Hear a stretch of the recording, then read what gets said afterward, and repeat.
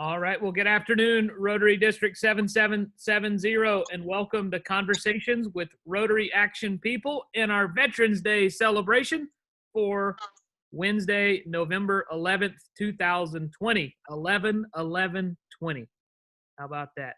My name is Donald Hovis, your CWRAP host from the Chicora Rotary Club in Myrtle Beach, South Carolina. We're pleased to be joined by Army Ranger David Purser. He will be our speaker. We look forward to your presentation in a few minutes. Introducing your CWRAP team, our public image chair from the 5 Points Rotary Club and in the family of Rotary with Mr. David Purser, Mary Gask. Mary, it's good to see you. Thank you for being here. And to lead us off today in our prayer and our pledge, District Governor Pauline Levesque. Thank you, Donald. Before I start, I had a club visit this morning in which a veteran was participating in, and his name was Robert Davis from the Columbia Capital Club. And when we talked about the veterans, he said, there's one thing that all veterans have in common. They all step forward and commit to a free will in joining the military. They raise their right hand and take an oath to protect the Constitution of the United States. Not one person, but all people. So today, in offering my prayer, we might think about those words. Dear Lord, today we honor our veterans, worthy men and women who gave their best when they were called upon by their country. Pray that you will bless them, Lord, for their unselfish service to preserve our country's heritage for all of us. Please bless them abundantly for the sacrifices they have made, for their many contributions to the American victories. We respect them, we thank them, we honor them, and we are proud of them, and we pray that you will watch over these special people and bless them with peace and happiness. Amen. Please stand for the Pledge of Allegiance.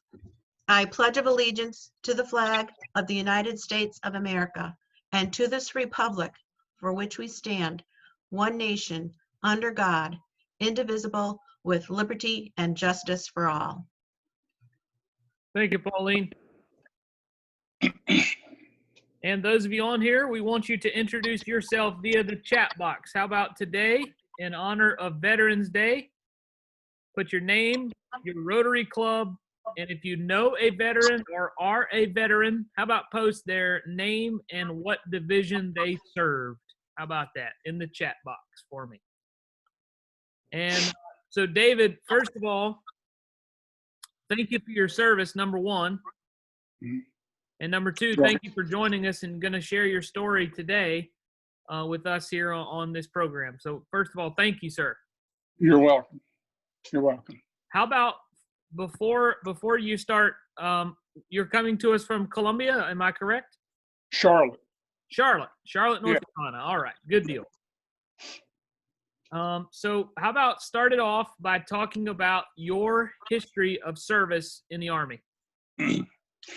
Well, I graduated from high school in 1966 from East Mecklenburg and went to East Carolina College at the time and majored in art and partying because I knew that I was going to spend 1 year down there and then drop out and go in the Army. I wanted to get that behind me, and it felt like that was a pretty good plan, you know. And this was 1967 when I went in the Army. Volunteered for the draft. Did not join, but volunteered for the draft. It was before the lottery, and I felt a sense of calling to do it, but also a sense of adventure. You know, it was something. I was 19, and it was something that appealed to me in one respect and scared me to death in another. And those two feeling stayed with me for my duration for the 2 years I was in the Army. Went to Fort Bragg basic training, Fort Polk, Louisiana for infantry training. Came home, took a 30-day leave, went to Vietnam and was assigned to the 3rd Battalion, 21st Infantry of the 196th Infantry Brigade, Light Infantry Brigade, in the Americal Division. We were stationed up in I Corps, Chu Lai, and Chu Lai, Da Nang area. Spent about 3 or 4 months in a line unit. I was a machine gunner, and just saw a lot of people getting hurt and killed needlessly, accidents and just different things. Not everyone was as committed as some people were, as some of us were. And I felt my chances would be better in a unit, a small unit that that operated in a very strict and disciplined way. And I heard about an outfit called the LRCS, Long Range Reconnaissance Patrol. So it was in late 1968 that I transferred to that unit. Went to some schools, one in Chu Lai, another in Nha Trang, Recondo School, and then began running missions with the it was the 51st Infantry was our designation, and we were, again, long-range reconnaissance patrol. In late January or February of 1969, things weren't going well here, obviously, the public relations for the war. So, and I can only imagine that this is why they did this, but they brought back a very decorated, very well-known unit from World War II, Merrill's Marauders, and gave us the designation of the 75th Rangers, 75th Ranger Regiment. I remember seeing the Stars and Stripes one morning when I was in this unit, and the front page of the Stars and Stripes said that Merrill's Marauders are back in the Army. And again, I think it was probably done as a means to, that we were doing the same thing, but we were just doing it under a different name. So that was, that's a brief history of my my involvement, or what brought me to that place. So you talked a little bit about your unit in the 51st Infantry, but give us a brief history. Did you serve in the 51st Infantry the whole time, or give us a brief history of the unit?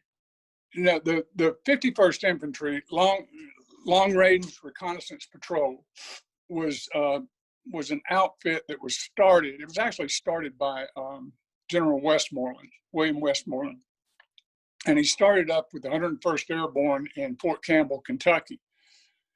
He saw a need for intelligence gathering in a war that where we operated in mass, and the enemy knew where we were all the time. They knew where we were. They knew what we were doing. So he decided that it would be a good idea if men were trained to go in and operate in a manner that they would operate in.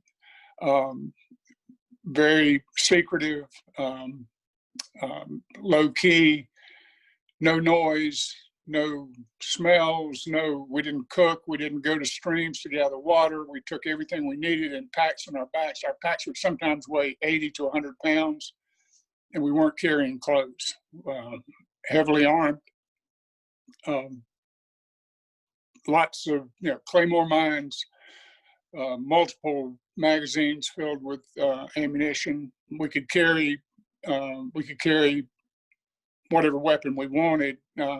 Most people carried AR-15s, modified AR-15s with shortened barrels and stocks, and AK-47s, what the enemy used. But we operated in secrecy, and we gathered information. that information was passed on through debriefings after we were completed. And then the infantry units who worked in the areas where we operated would take that information. The higher ups would take that information, and they would base their operations on the intelligence that we gathered. So it was the 51st Infantry was the predecessor to the 75th Rangers in Vietnam. 75th Rangers had been in World War II, and after Merrill's Marauders accomplished what they accomplished, they retired them, and then they brought them back in Vietnam. And I was in that unit, one that I had heard about as a child from a neighbor, a man up the street, had been in Merrill's Marauders and told us boys about it. And for me to end up in that was like just the best honor a kid growing up like I did could have. Talk to us about Recondo training. Well, once you were assigned to a unit, I mean, if you transferred in, or if you came into this unit, you weren't automatically a part of that unit. You were assigned to it, but you weren't automatically a part of it. So each division would have their own Recondo school. Recondo school is an acronym for Recon, Commando, and Doughboy. It was set up as a learning tool by General Westmoreland to train people in every aspect of combat. And going beyond combat, you had to know how to treat any medical need that would arise. Traumatic amputations, sucking chest wounds. I remember those. Learning how to do that. Transfusions. We could administer medication in the field, in battle. And we had to know how to call in artillery from a number of different sources. We had to learn hand-to-hand combat. We had to learn just about everything you can imagine that would help you survive. And you had to know how to do it well. So each division had a Recondo school. And then when you passed that, and you had to pass that to go to the MACV Recondo school, which was a military assistance command in Vietnam. It was put on by the 5th Special Forces Group. It was in the train, and we trained with every branch of the service, every special operations branch of the service, Navy SEALs, Air Force Pararescue, Marine Recon, Army Rangers, Royal Thai Army, ROK Marines from Korea, everyone that was represented there in country. It was a rigorous school, high attrition rate. If you flunked any one thing, anything, you were out of the school. So you had to know what you were doing. Now it was a school, so you could go to bed and think about it and study it and stuff like that at night, which was a help. But it was very rigorous. I can remember the first day we had to run a mile in a certain time limit.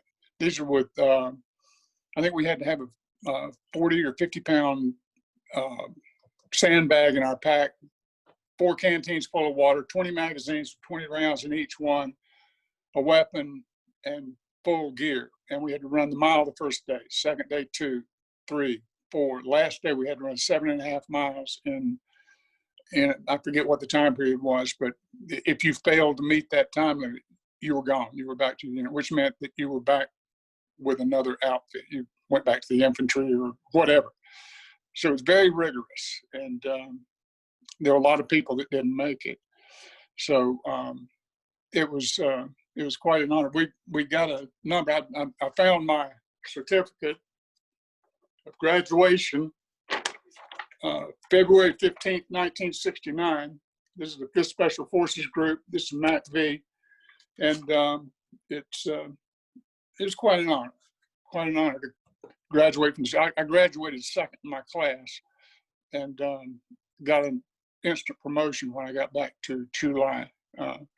From I was a E4 and I got promoted to E5 sergeant, and then began running missions out of a landing zone outside of Da Nang, LZ Baldy, and was operating in the same area that I had operated in when I was in the infantry company, not the 51st Infantry, but in the 196th Light Infantry Brigade. When I was a machine gunner, we operated in that same area, so I knew it well, and was able to. I had that advantage with these guys, so that was helpful. I may have missed it, but how long was that school?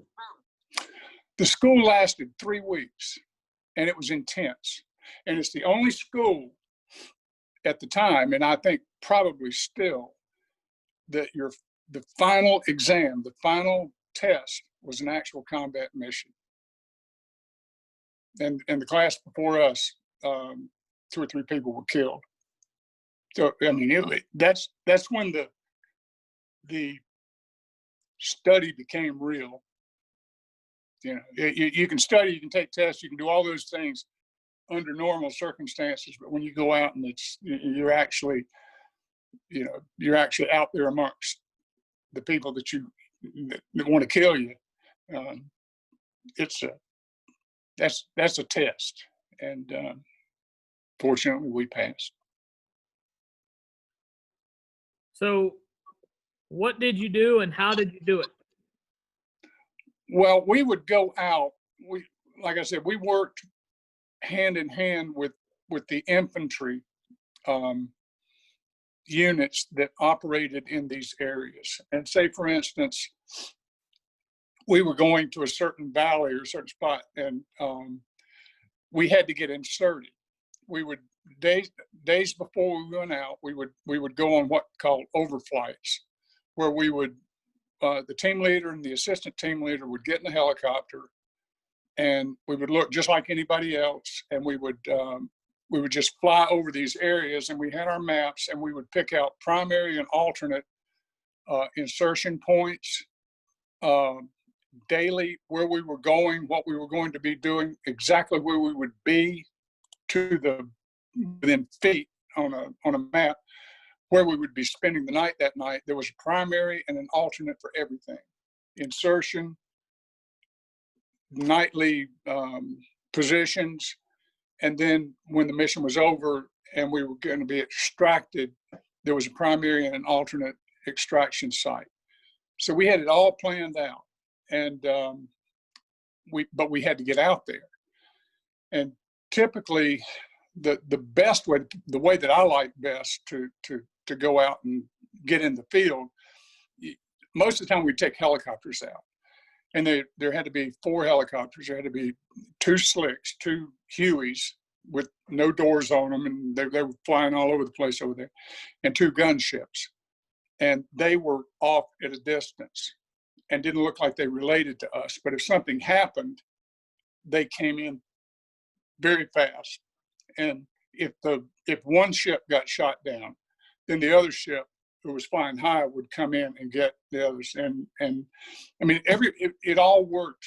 It all worked seamlessly most of the time. But that was one method of instruction, was go in and get dropped off. And another one, the way I like best, was to go in when an infantry company was getting resupplied. They'd be taking in mail and food and stuff like that, and there'd be choppers coming in and out of that location, and we would get on it and look like just normal replacement troops or somebody coming back and forth, shuttling back from the rear. And once we got down there with them, and it got dark, then we would gear up. We'd camouflage up. We'd wrap everything up. There was nothing shown. You had to make sure that your weapon, when you're going through underbrush, wasn't the plastic on the stock, wasn't hitting anything and making noises. And we got camouflaged and everything. And we hadn't bathed. for several days before that. So we smelled pretty much like everything else over there. And the next morning when they would move out, we would move out with them, and then we would just drop off to the side and in some very inconspicuous place, and we would wait. And then we would move out and move to our positions, primary position, and perform whatever duty we were doing to do, whether it's a roving patrol where we were moving daily, or going into an observation post where we would sit up high in a very hard to reach place. Those would be, we would be dropped in by helicopter. But we'd blend in, and the company would move on, and we'd stay behind, and we could get a lot done. We didn't walk on trails. We didn't move in groups. We stayed together as much as we could to perform the mission, but we didn't. We just tried to be undetected at all times. And at night we would sleep in we had claymore mines out from us, up in trees pointing down. I mean, we were like a little armory out there, and if something hit, we had to be. You know, you don't want that to happen, but if it did, then you hit fast, hard, and move, and we were good at it. But that was what we did. We were gathering. They would send us to a place where there was suspected enemy activity, whether it was a staging area, a weapons cache, just whatever. Anytime they felt like there was something out there that needed to be investigated, we would go, and we would find out. We would count the troops. We would get as much information as we could, and then we'd pass that along through a pretty healthy debriefing when we got back, and we would then action would be taken after that. We weren't supposed to be compromised. We were never supposed to be compromised, and if we were told that we had to get out. But that didn't always happen in a timely fashion. How long did you serve in the Army? 2 years. 2 years. Excellent. Well, how about now? You have something in your background there I want you to talk about. Talk about that painting back there. Yeah, it's in I think it was 1992. I got a call one day, and it was from a guy I'd been in Vietnam with, and announcing we were going to have a reunion. And this was quite a few years after we'd been there, so that was a big surprise. So it was in Sacramento. I went, and it was great seeing a lot of the people I didn't know because they'd come after me or before me. But I have an art background. Like I said, I majored in art for a brief period of time at East Carolina. And I saw the opportunity. I have a friend who used to live in Charlotte who's a very, very pro-military, very active guy, collects military memorabilia. Stephen Shoemaker is his name. He lives in West Jefferson, North Carolina now. But I asked him to do a rendering, a drawing, charcoal, pen and ink, whatever, something very simple of one of our teams in the field. And I described to him what we wore, where we wore it. Everyone had the same thing in the same location on their web gear, on their belts, or in their rucksacks, so that in the dark, if you had to go and grab something like somebody's survival knife or their compass or their serum albumin unit, which was on the back of the neck for an injury, you could do it without thinking about it. You knew exactly where it was. It's where yours was. And we, so I described that to him. he was familiar with the weapons, and we just went over it. He did some primary sketches and things, and I approved them or made suggestions. And he came up with the artwork that you see in the back, and the title of it is "The Men with Painted Faces," because that's what they told us anyway, that the enemy called us. They didn't like us very much because we were effective and camouflage, not makeup. We had to camouflage them. And so I took it to a reunion. We had our second reunion in Washington, D.C. on the 4th of July. And I had this print. I had it framed like this, and I had it on an easel at the Crystal City Marriott, where the reunion was. And it drew a lot of attention. People were going up and taking pictures of it and everything. Well, I had, once I got the original, I had copies made, 500 of them, and they're signed and numbered. And I gave one to everyone that attended that reunion and any subsequent reunion. And if people couldn't come to either one of those, I'd mail them one.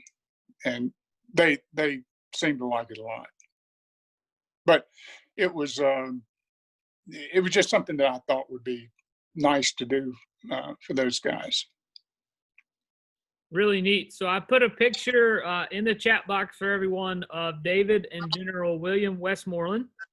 And then I'll also put an up-close kind of look at the print as well in the chat box. So if you see that, you can just download it to your computer and you can take a look at those photos. Couple questions for you, David, submitted here by some viewers watching is, how many people were in your unit? In the unit, we had, I can't tell you exactly how many were in the unit. We had the AmeriCal division had 3 brigades. It had the 11th Brigade, which was a mechanized infantry unit. It had the 196th Light Infantry Brigade, which I had worked for previously, and the 198th Light Infantry Brigade. All worked in separate areas around Chulai. The people who ran the missions for the 196th, where I was, worked out of LZ Baldy, which was west of Da Nang, right at where the mountains started out of the flat plains. And we had the people who ran missions for the 198th, I think, were in Chulai. I'm not sure, but I think that they were stationed in Chulai. And there's actually a man in Myrtle Beach. He's an attorney who was with us and served with the 198th or ran missions for the 198th. His name is Tom Robinson, and he was involved in right before he went home, was on a mission, and they got hit pretty bad, and he lost a leg, maybe part of the other leg. I'm not sure, but I know that it was bad. And he lived, and he's doing well. He's an attorney, or was an attorney in Myrtle Beach. So that was one of the guys with us. The 11th Brigade, I don't know where they were stationed. I couldn't tell you how many people were in the whole unit, but in ours at Baldy, there were probably we had 3 tents, and there would be about 6 or 8 guys in each tent. So we had about 18 guys who worked out of LZ Baldy and ran missions for the 196th Light Infantry Brigade. So that's, if you multiply that by 3 and then add personnel for administrative and so on, you'd have a pretty good. It was a small unit, small group, but it was 50, 60. I'm not sure. I mean, I didn't even know some of the guys that were there when I was there. I knew a few, but not many in these other locations. What would you say was if you had to guess, what was the average age of the guys in your group? Oh gosh, well, 19, 20. anything older than that was old. I can remember being in Vietnam and thinking, there were guys over there 22, 23, and I thought, good Lord, how did you're old. Yeah, I mean, these guys were, now, of course, your company commander was usually a little bit older, and, people, I'll tell you this, our first sergeant for our whole group, we were G Company, 75th Rangers, and that was our unit designation in Chu Lai. That was for the Americal Division. Now, the 1st Infantry Division, the 173rd, the 4th Infantry Division, all these different divisions had a company of Rangers that ran operations for them in their areas of operation. But we had, I lost my train of thought. That happens when you get to be, I'm a little older than 19 now. But these guys our company commander was, he was in his 30s, and that was ancient to us. Well, our first sergeant was probably in his, I don't know, I'd have to do the math, but he was in the original Merrill's Marauders. That guy was one of the original group. So he must have been very young, and he was with us, our group in Vietnam, which I thought was just great. And he confirmed to me that my neighbor was telling us the truth. I told him what his name was, and before I could finish his last name, he had his first name, middle initial, and last name, and his rank. He knew exactly who he was. Wow. Which I also thought was pretty cool.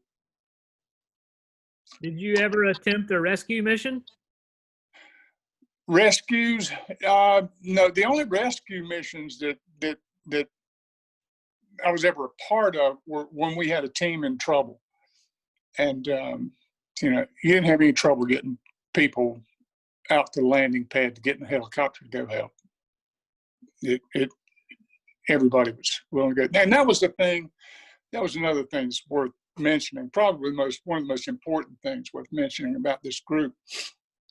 I told you before I was with an infantry company, and I was in some situations where we got hit at night and we had to run and being mortared and trying to run up a mountain with carrying wounded and everything, and it was and I remember that night very well. And I also remember the first guy took off when the first mortar round hit, when they were hitting us, and just ran. And several people just ran without regard for anybody that was behind, leaving anybody. I mean, they ran. And I remember thinking, I would hate to be someone who was injured and, everybody runs off and leaves you. And I thought, where could I go where that wouldn't happen? And I found the right place. It did not happen. They wouldn't leave you, ever. And there's a lot to be said for that. Well, thank you so much for your service. We do appreciate it. Appreciate you're welcome. Sharing your story with us today. I do want to say, thank you to a lot of people on here for their service as well. I just want to kind of run down here. Barry Brooks was a Marine. Marine and Army Ranger David Purser. Kenneth Stevenson, retired Air Force, and he's a fellow Rotarian now. David's father and brother were in the Royal Navy. Susan's father was in the Army as a meteorologist. Frank Harper, my father, Army Air Corps tail gunner. Pauline, were in the Armed Forces, Air Force, Marines, Navy, and Army. My husband, Ron, was in the Air Force Strategic Air Command during Vietnam. Larry Wetzel from the Daniel Island Club is an Army veteran, so thank you for your service, Larry. having been a member of the 24th Merchandise Infantry Division fighting the Cold War in Germany, and later the 1st Cavalry Division fighting a hot war in Vietnam. Thank you for your service during a difficult time in our Army's history. I had the honor to serve as 1st Ranger Battalion at Hunter AA in Savannah for 3 years, as well as Fort Bragg for 8. So, Jim, thank you for your service as well. I'm sure you crossed paths with my father or my uncles, all who have served careers in the infantry with 2 tours each in Vietnam. Your stories reflect their comments over the years. Thanks again for taking the time to connect. Let's see here. U.S. Army Corps, Army Combat Engineer, Vietnam, 1968-1969. So, Vern, thank you for your service as well. Never leave a fallen comrade. I like that. So that's great. Well, thank you for that. And thank you for your service again. And so, veterans out there, you know, today is a day to honor you, and thank you for your service. We do greatly appreciate it. So, David, appreciate you again bringing with us. Well, thank you. It's been an honor to be with you on this day. And thanks for taking the time to be with us. We appreciate it. All right, for those of you on here, thanks for joining us for our Veterans Day celebration here. As you know, we record this, and it's also over on the district's Facebook page. So we encourage you to go over to the district Facebook page. How about share that to your club pages and your personal pages so folks can hear David's story and his message here on Veterans Day. Coming up on our next CWRAP, coming up on Friday at 11 a.m., we will hear from Greg Rolls. He's the MC of the Alabama Theater here in Myrtle Beach. He's going to be talking to us about the show Must Go On. Also, Greg will give us, hopefully, I've asked him to bring a guitar to give us maybe a little acoustic music there on Friday. So look forward to that. Other announcements. Next Thursday, November 19th, will be our district happy hour. We do that once a month. That's from 5 to 6:30. Coming up on the 19th, we do it over Zoom. Information on how you need to sign in is in the DACDB calendar. And then last but not least, do remember the summit, the Rotary Zones 33 and 34 Summit. I believe it's called the Summit of Champions. Is going to be done all over Zoom. And there was an email that went out yesterday on the speaker lineup. So if you go back and check your email, there's some great speakers, really, really great speakers across our zone. So I will end today with the 4-way test. Of the things we think, say, or do, is it the truth? Is it fair to all concerned?